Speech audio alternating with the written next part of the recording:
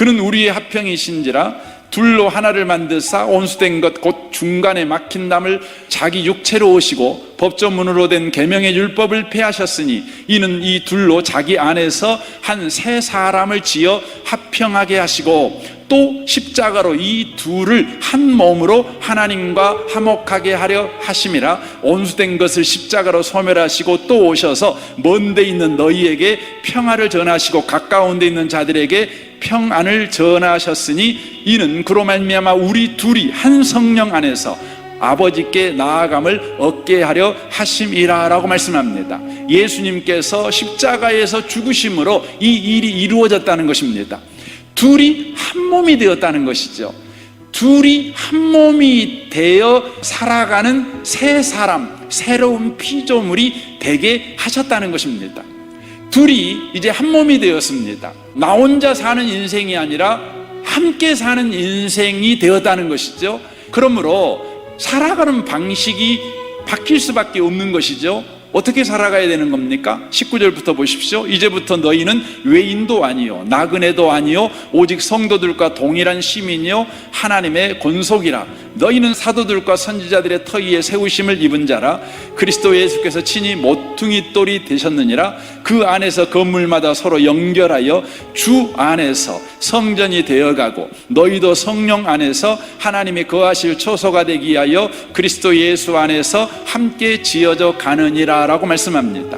둘이 한 몸이 되었는데 그 몸에 우리가 지체가 되었습니다. 그러므로 이 지체가 해야 될 일은 뭡니까? 이 지체가 살아가는 방식은 뭡니까?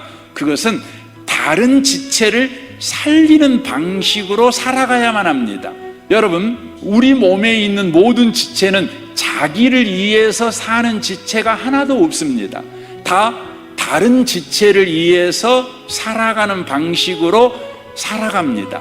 만약에 우리 몸 지체 가운데 자기를 위해서 사는 지체가 있다면 그 지체를 가르쳐 뭐라고 하냐면 암이라고 합니다. 암은 자기를 위해서만 사는 방식으로 우리 몸에 있는 것입니다.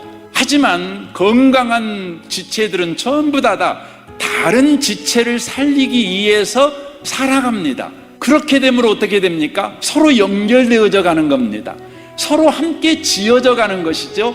건강한 몸을 이루어가는 것이죠. 그때 어떤 일이 벌어집니까? 이 에베소서 말씀에 보니까 하나님이 거하실 초소가 된다 이렇게 말씀합니다. 지금 우리 가운데 계신 하나님, 그 하나님을 구체적으로 개인적으로 실제적으로 경험하는 삶을 우리가 살아가게 된다 이렇게 말씀하고 있는 것입니다.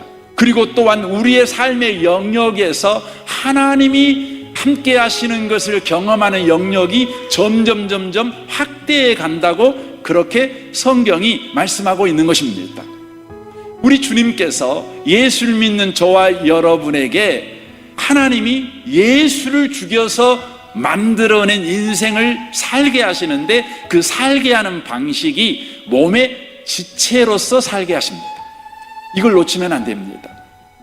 그리하여 우리는 내가 사는 인생을 사는 것이 아니라 상대를 살리는 방식의 인생을 살아야 된다는 것입니다.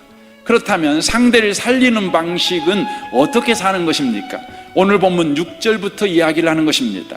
우리에게 주신 은혜대로 받은 은사가 각각 다르니 혹 애언이면 믿음의 분수대로, 혹 섬기는 일이면 섬기는 일로, 혹 가르치는 자면 가르치는 일로, 혹 위로하는 자면 위로하는 일로, 구제하는 자는 성실함으로, 다스리는 자는 부지런함으로, 긍휼을 베푸는 자는 즐거움으로 할 것이니라 라고 말씀합니다. 하나님이 각각에게 주신 은사대로 살아가는 것입니다. 그것이 상대를 살리는 방식으로 인생을 사는 거랍니다. 여러분, 은사는 기능과 역할을 말하는 것입니다.